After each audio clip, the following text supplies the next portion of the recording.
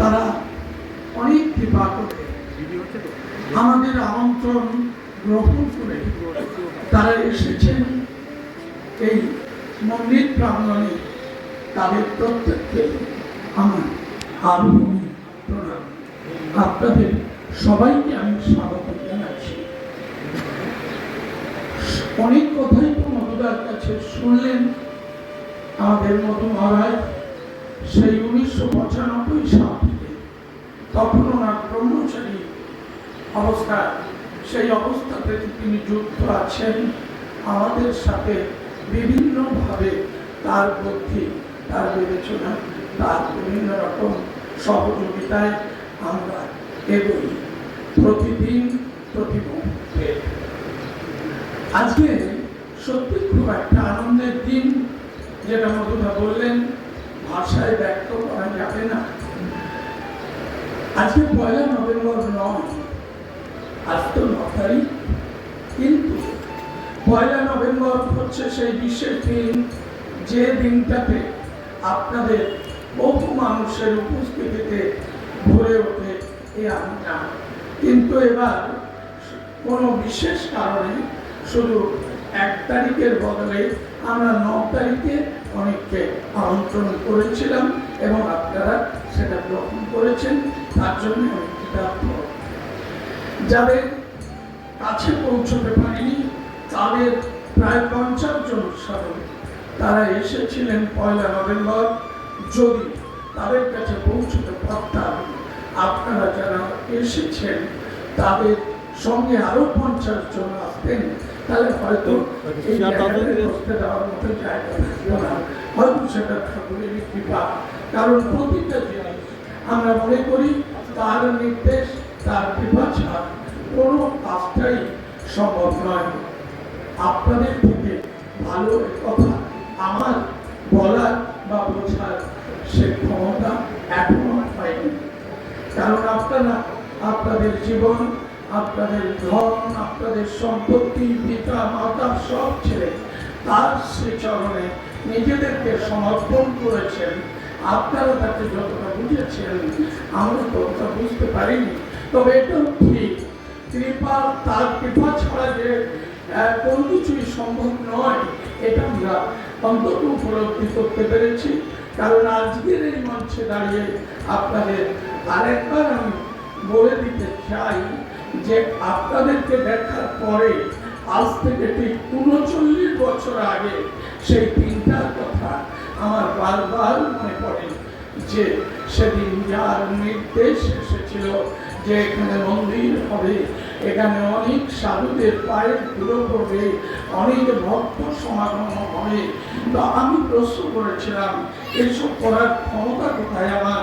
কারণ 39 বছর আগে আমি বোধহয় দিনান্তে একবেলা খেতে পেতাম। যাই হোক, তো আমি প্রশ্ন করেছিলাম যে এই যে কথাগুলো শুনছি এর যথার্থতা আমি কি করে করব, আমার তো সে ক্ষমতা নেই। উত্তর এসেছিল আমি করবো, তোর কি করার ক্ষমতা ছিল?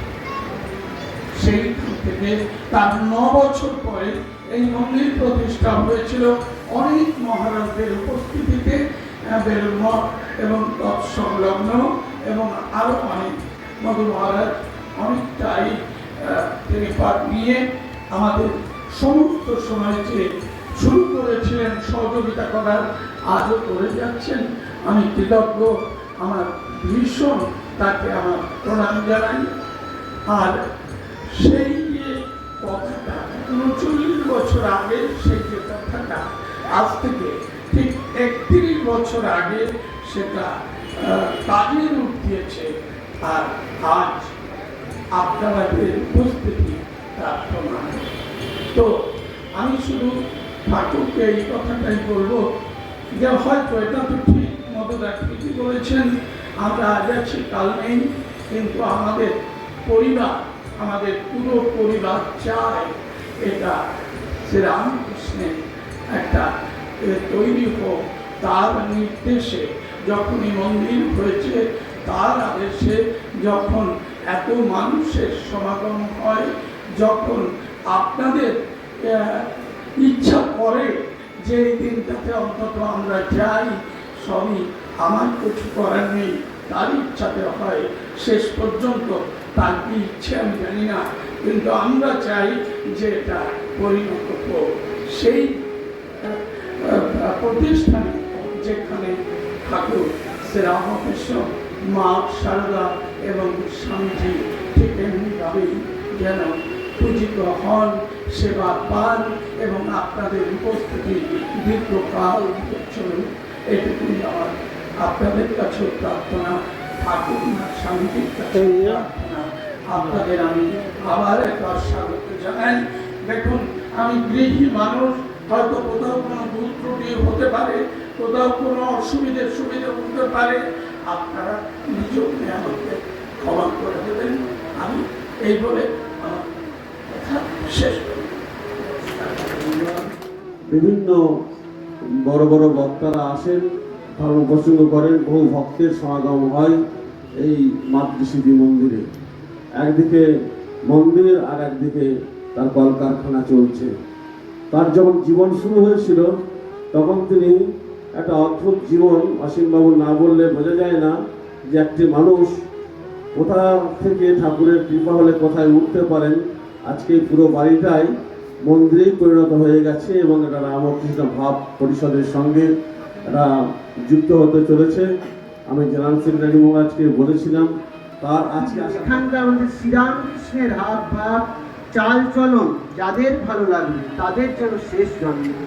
কথামিতে ঠাকুর অনেক জায়গায় সাধু সঙ্গের কথা বলেছেন, বারবার বলেছেন কথাটা। সাধু সঙ্গ আমরা যদি এখন সবাই মিলে সেই চিন্তা করি, প্রেসিডেন্ট স্বামী শঙ্করানন্দজি মহারাজ, স্বামী ব্রহ্মানন্দজি মহারাজ সেবক ছিলেন। তিনি বলছেন, দেখো মন্দিরে যাবে, জিপ করে প্রণাম করবে না।